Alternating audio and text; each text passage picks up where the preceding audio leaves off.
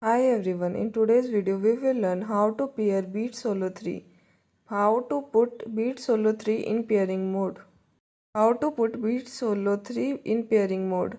Press the power button for 1 second. It's on the right ear cup above the fuel gauge. The button will light up once it turns on. Press and hold the power button for 5 seconds until the light begins flashing. To pair Beat Solo 3, connect with an iPhone or iPad. Go to Settings, then Bluetooth. Turn on Bluetooth and it will automatically scan for nearby devices. Find and tap Beat Solo 3 under Other devices. Connect with an Android phone or tablet. Go to the Settings app on your phone or tablet. Search Bluetooth and toggle it on. Find and click Beat Solo 3 under Available devices. Connect with the Mac or MacBook.